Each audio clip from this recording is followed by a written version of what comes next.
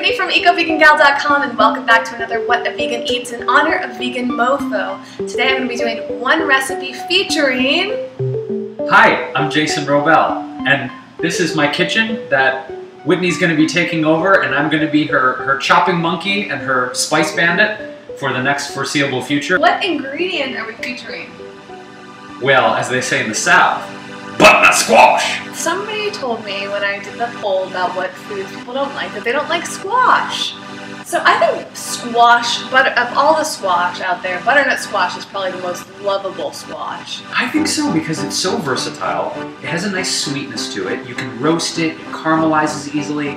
You can mix it with cinnamon and spices. I think it's one of my faves. It's up there with kabocha. You know, and kabocha is fantastic too. Again, what have I said in every single video? It's all about variety. There's so many different types of squash out there, right? Well, what else? We got pumpkin, zucchini. Oh, spaghetti squash. Spaghetti squash is really good. And as usual, it's all about how you cook it. So why don't you tell them what recipe we're making today? We're going to be doing a butternut squash lasagna. So vegan and cheesy and butternut squashy. There's fresh sage, there's pine nuts. Yep. So what we're talking is a really satisfying, really delicious, dense recipe that also, because I know a lot of people when they hear lasagna, they probably think, oh my god, this is going to take forever. Yeah. This is actually an easy and quick lasagna recipe. Yeah. And neither of us have made this before either, so... We're rookies. We're lasagna rookies We're right rookies with you. And I was feeling like, oh gosh, lasagna. But this is like very basic ingredients and it's super easy to do, so come along and do it with us. You ready? But before we begin... We're not ready? We have to talk about why we should be enjoying squash. So a lot of people say, I don't like the taste or I've never had it good before, but let's think about the health benefits. Can I guess on the first one? Okay, go ahead. Try to guess some of the health benefits. Beta carotene. Yep. And what's that good for? That's great for your eyesight, and it's also an antioxidant, so it's going to help scavenge free radicals. And its beta carotene is also good for preventing breast cancer and macular degeneration, as well as lung development in infants. Plus, what else might be in this yellowish, besides beta carotene, what other vitamin might be in here? Vitamin C. Vitamin C, that's right. In fact, 1 cup of butternut squash is equal to half a daily dose of vitamin C. And really? we've got 4 cups in this recipe. What helps you go to the bathroom? Fiber. Yes.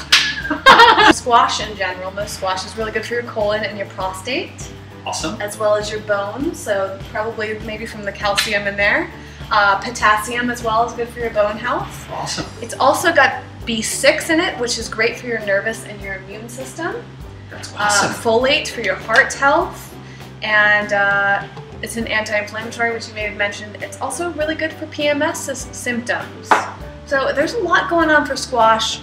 Highly recommend it. If you don't love it, just have it for the medicinal benefits. But come on now, I think you're gonna love it. I think you're gonna really like it. Today's topic for both of us to discuss is pick a historical figure and discuss what you might cook for them. I go with my favorite singer of all time. Okay.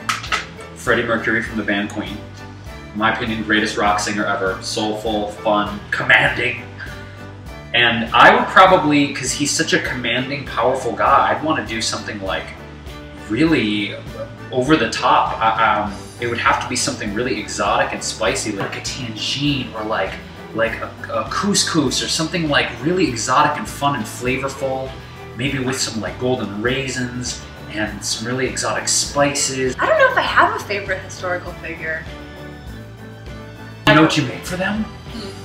The quinoa crispy bars. Oh yeah, with the jungle peanuts in it. Amazing. Now come on, that would be a home run. Alright, so with no further ado, let's do the recipe. So we're going to start by preparing the filling. We've been soaking 3/4 of a cup of pine nuts here. It says to soak them for 4 hours, but I've soaked them for just under 2. So why would pine nuts need to be soaked? To get them to be softer? Exactly. Okay, so they're probably going to be more like in replacement of the ricotta cheese, I would imagine, in this recipe. I'm going to drain these. Food processor, do you want to toss these in there? Absolutely. And then we're going to take 2 tablespoons of fresh lemon juice. You can reuse this to make sure that all the seeds get out. And then we're going to add in some water, just a tablespoon of water, and a little bit of salt. And go ahead and process that up. You don't have to have a food processor, you can actually use a blender. I've talked about the Blend Tech blender many times. home, I use that as my food processor as well. Looks just like ricotta. Yeah, it really does. Let's get a little bit here. It's got a little bit of chunkage to it, a little bit of density. It's not perfectly smooth like a ricotta, which has got some substance to it.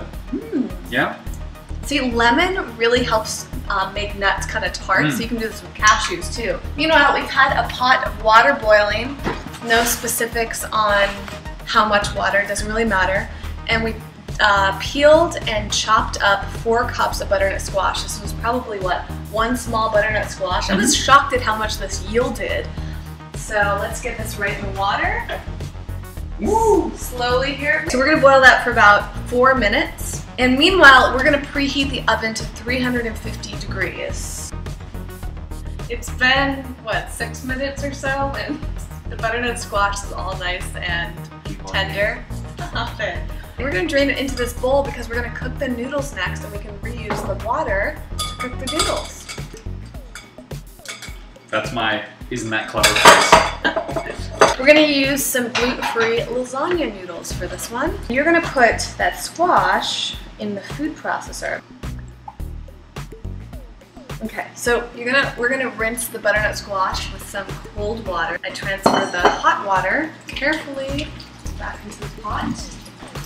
To get the water back boiling here, I'm gonna take the rinsed butternut squash and put that into the food processor. Process the squash until it's small and the mixture is relatively smooth.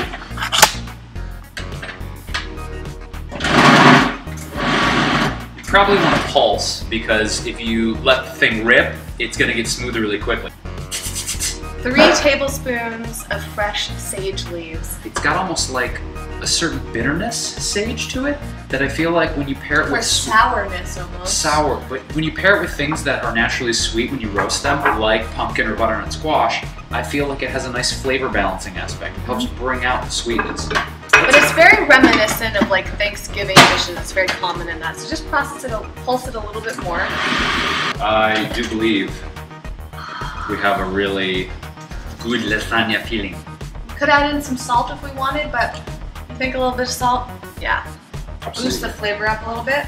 You don't have to. You can actually do this with like a low sodium veggie broth. That would also probably be really good in this. Well, you should put in some garlic powder. Okay. Garlic powder is great for replacement in salts. Yep. I like to put a ton in. You could also just use fresh garlic if you wanted as well. Now we're gonna get these noodles boiling away. And then we can kind of leave them and curl them around the circumference of the bowl. Cook 1 to 2 minutes in boiling water and then switch off stove and cover pot for about 14 minutes. So when your noodles are kind of al dente, getting softish there, you can take them off the stove and go ahead and drain them.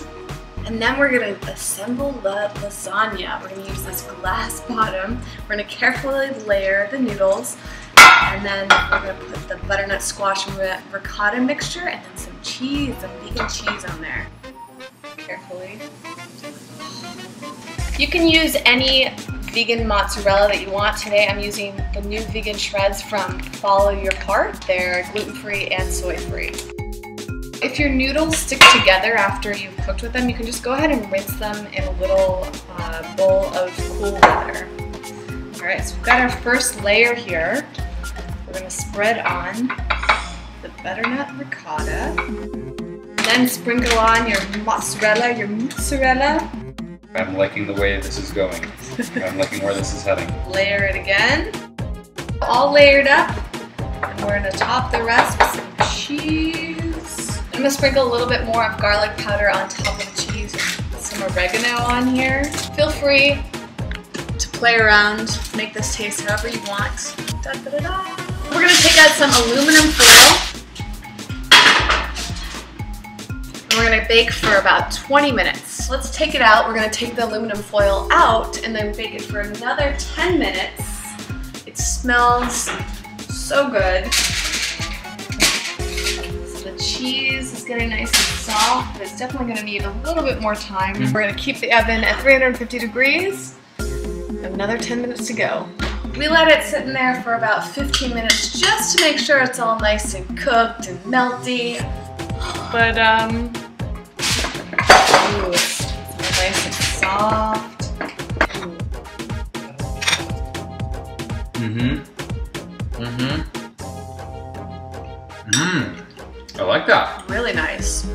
like a bam flavor. It's very subtle, but I kind of like that about it. It's very different from traditional lasagna. Well, and it's tangy, it's cheesy, it's got a nice salt balance.